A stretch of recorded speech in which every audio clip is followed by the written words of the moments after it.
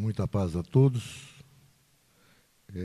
O tema que hoje nós temos que abordar, dando continuidade ao estudo do livro Pão Nosso, e o nosso tema de hoje é a lição número 126, o espinho. Eu tenho que ler porque é grande, não dá para a gente decorar isso tudo, não. E Paulo, na segunda carta aos Coríntios, no capítulo 12, versículo 7, ele diz: e para que me não exaltasse pelas excelências das revelações, foi-me dado um espinho na carne, mensageiro de Satanás.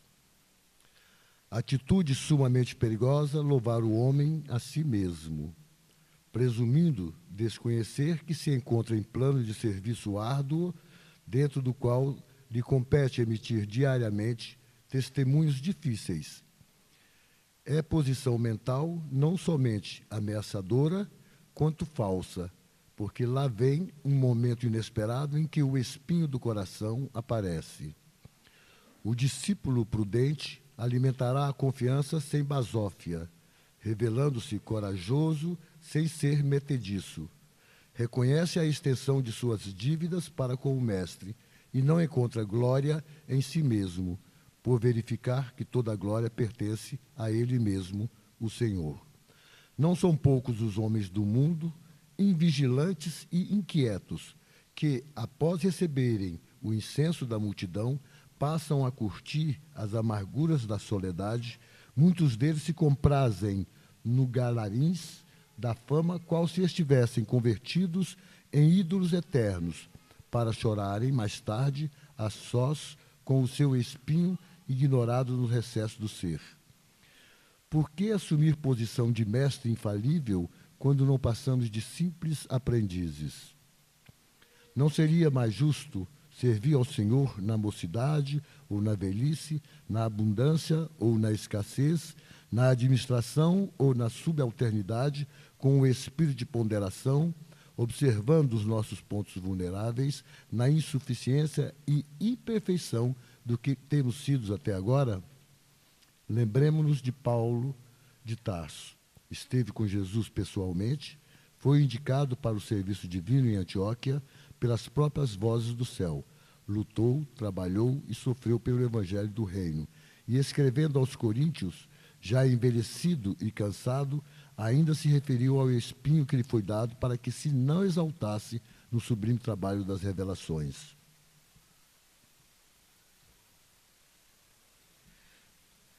Nós temos vários exemplos nesse contexto, dessa história, mas nós vamos iniciar justamente por Paulo. Paulo, infelizmente, ele criou os espinhos para ele próprio, quando ele, como um doutor da lei, ele levou não só Estevão ao sacrifício, mas levou a muitos outros cristãos à morte. Portanto, Paulo, certa feita, quando ele já estava preso lá em Roma, Lucas, que estava convivendo com ele naquela época, lá na prisão, não porque o Lucas estivesse preso, mas Lucas ia para visitá-lo. Lucas, conversando com Paulo, perguntou por que aquele, como tinha cidadania italiana, romana, por que ele não pedia? Por que ele não intercedia por ele mesmo para que ele pudesse conseguir sair daquela situação que ele estava condenado à decapitação? E Paulo disse o seguinte: olha, eu tenho as mãos tão sujas de sangue, de criaturas inocentes, que eu realmente não mereço nem interceder por mim mesmo. Eu tenho que responder pelos meus atos. Mas como Paulo já havia realizado grande trabalho em nome do Cristo, ele foi decapitado realmente, mas foi recepcionado justamente por aqueles que ele levou ao sacrifício, dentre eles Estevão, que foi o primeiro mártir do cristianismo. E Paulo, se nós lembrarmos aqui no início da conversão, do processo de conversão dele, ele se isolou durante 3 anos no deserto, justamente para estudar os pergaminhos que Gamaliel, que tinha sido seu mestre lá no Sinédrio, ele pudesse adquirir. esclarecimento a respeito do Cristo, quem era o Cristo realmente. Então, nas leituras dele, nos estudos dele, lá depois de 3 anos, ele falou, bom, agora chegou o momento de que eu realmente tenho que partir para uma forma ativa de trabalho, porque eu tenho que retirar, vamos falar manchas, mas tirar os espinhos que ele criou para ele mesmo. E assim, infelizmente, somos nós criamos os nossos próprios espinhos. Mas o Paulo realizou um grande trabalho. Por isso ele foi recepcionado e ele, como ele mesmo disse, que um ato de amor cobriria multidões de pecado, possivelmente ele fez muitos atos de amor, apesar de ter feito grandes erros no processo inicial da vida dele, como estudioso das leis mosaicas. E Paulo conseguiu vencer a si mesmo. Mas interessante que, quando Paulo estava junto aos outros discípulos do Cristo, na casa do caminho, Paulo teve problemas seríssimos de discussões com Tomé, porque Tomé queria, para ficar bem com o Sinédrio, com os doutores da lei, Tomé queria que todos aqueles que fossem acompanhar os cristãos da época, que fosse submetido aos rigores da lei, como passar por circuncisão e tudo. E Paulo já achava que não podia mais. Não. Se é para nós sermos cristãos, nós não temos que manter esses rituais que o judaísmo mantém. Então, eles tiveram atritos sérios. E quase que Tomé colocou toda a doutrina do Cristo, a Boa Nova, a se perder pela maneira dele se conduzir. E Paulo, não. Paulo, para nós termos uma ideia, ele andou mais de 35 mil quilômetros a pé para fazer as pregações do Cristo, para trazer os ensinamentos do Cristo. Não imaginarmos o sacrifício de um ser para que levasse aquilo que ele se comprometeu com Cristo. Quando ele disse para o Cristo, o que queres que eu faça? E o Cristo falou assim, não, você vai agora para Antioquia, depois disso tudo, você vai para Antioquia e vai começar a pregar a Boa Nova. E foi o que Paulo fez. Então, o Paulo realmente conseguiu retirar dele os espinhos que ele criou para ele, deixando, às vezes, alguns para que ele se lembrasse que ele era apenas um discípulo do Cristo e não o Cristo. Então, muitos de nós confundimos.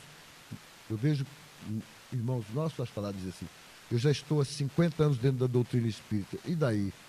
Eu posso estar já quase isso, 50 anos, eu mudei alguma coisa em mim? Eu te retirei de mim os espinhos que eu criei, tanto no meu pretérito quanto criei também nessa própria encarnação? Possivelmente eu não consegui retirar ainda de mim. De mudarmos coisas simples não é muito difícil, mas mudarmos coisas profundas em nós é uma luta imensa que nós temos que fazer. Lembrando ainda de outros discípulos que tiveram dificuldades imensas, nós vamos lembrar de Judas Iscariotes. Nas Escrituras, eles dizem que Judas Iscariotes era um homem inteligente, era um homem que já tinha um bom conhecimento. Eu acho que ele está enganado, porque Judas, na verdade, teve até um momento numa passagem no Evangelho que o Judas pergunta para o Cristo, por que você me escolheu? Por que eu fui um dos escolhidos? Se eu não me amo, nunca amei ninguém e ninguém nunca me amou. E eu só fui um homem que só cometi coisas erradas. Ele era ladrão, ele fazia só coisas que não eram boas. Por que Cristo foi escolhido? E o Cristo foi escolhido, eu escolhi justamente porque eu te amo. Quer dizer, era uma chance que Judas estava tendo para que pudesse se redimir das suas dificuldades.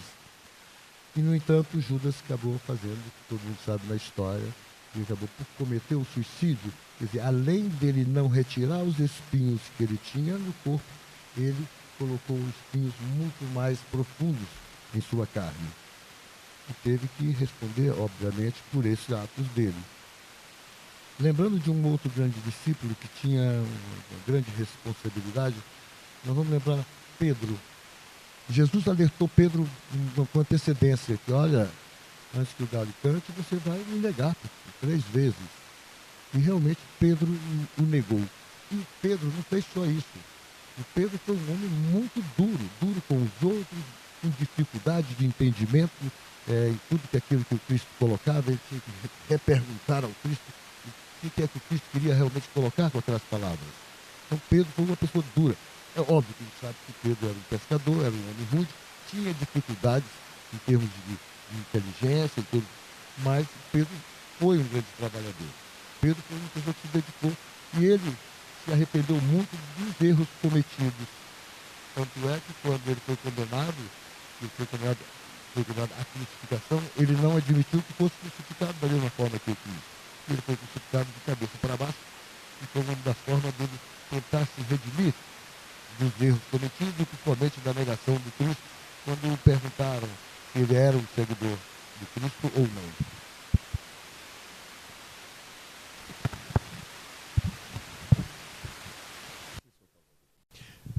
Eu já disse aqui uma certa vez, uma vez passada aqui, eu disse assim, olha, dos que foi considerado depois, até a própria Igreja Católica considerou a discípulo dos discípulos, que foi justamente Maria de Madalena.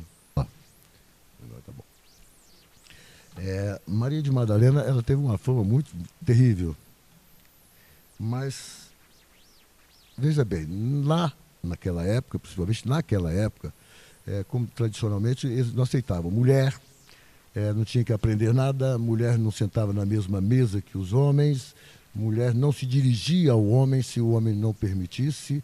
Então era uma condição realmente estranhíssima para nós hoje na nossa sociedade.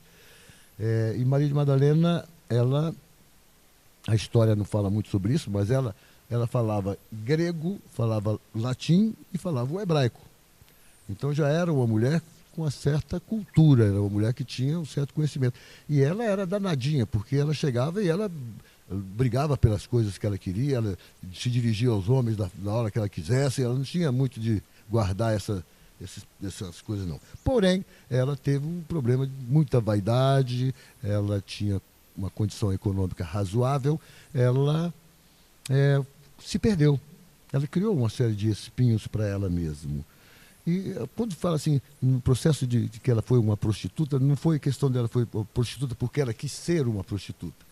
É que ela casou-se com um indivíduo chamado Ur, e lá eles casavam muito por aquilo que a mulher e o homem possuía, né?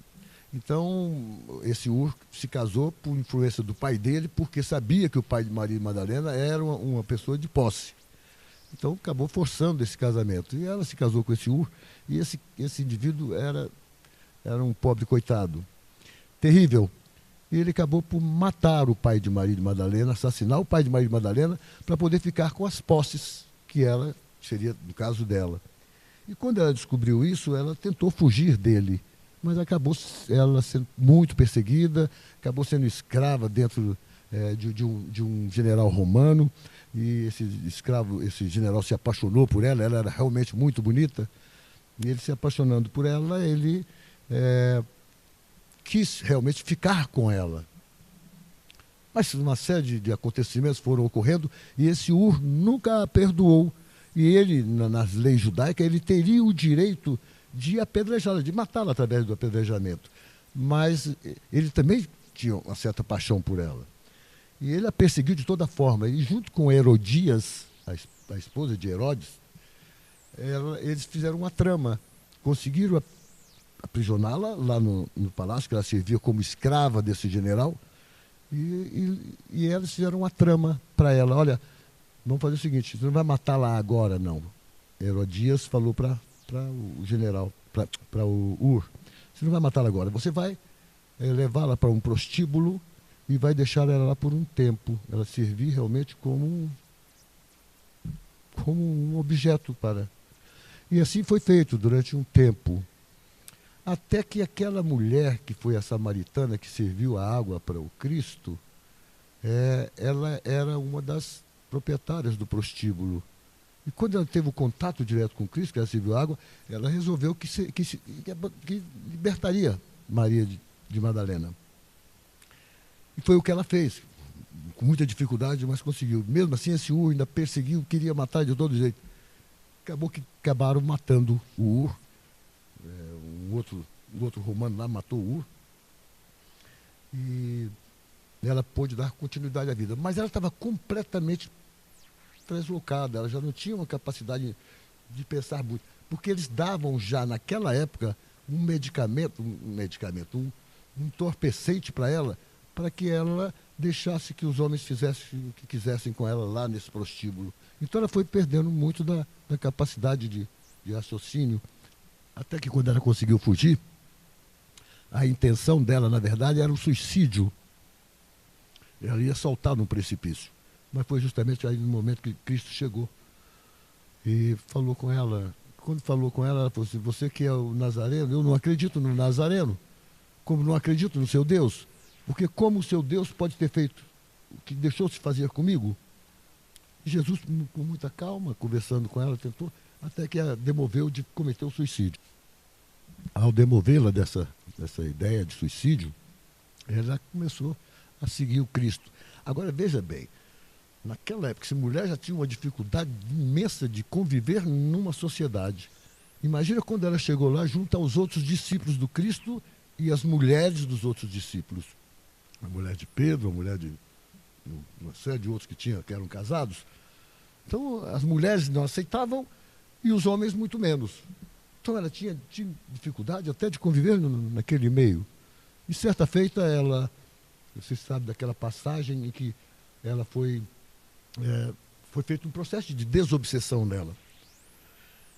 Aí os discípulos perguntaram por Cristo: mas por que é que o senhor não a tratou aí? Porque ela não quis. Ela ainda não pediu. A hora que ela quiser, ela será tratada. Foi quando ela pediu. E aí que tem narrado no Evangelho, expulsaram 7, na verdade, para nós são 7 obsessores que estavam com ela. Foi quando aí ela recuperou a sua lucidez, é que ela realmente se tornou a discípula dos discípulos. Ela, na verdade, ela foi a que mais se sacrificou, ela foi a que mais se doou, ela foi a que mais se arriscou para dar continuidade ao trabalho que ela se comprometeu com Cristo. Mas o que é mais interessante é que quando, principalmente Judas, perguntou para o Cristo: por que o Senhor me escolheu? Cristo respondeu assim: não, vocês foram todos escolhidos, mesmo antes de vocês estarem no ventre de suas mães. Então veja bem, aquelas criaturas, Cristo sabia quem era um por um. Sabia quem era Maria de Madalena, sabia quem era Judas, sabia quem era Pedro, sabia todos qual era o comportamento dessas criaturas. Mas Cristo também sabia que eles eram capazes, como todos nós, de retirarmos de nós os espinhos que nos ferem. Só que acontece que muitas vezes nós conseguimos tirar alguma ferpa, mas nós deixamos na alma as marcas dessa ferpa. E nós vamos levando nossas vidas, infelizmente, carregando conosco esses escrombos do passado, esses calhaus do passado, esses lixos do passado nós continuamos trazendo para nós, para o nosso presente.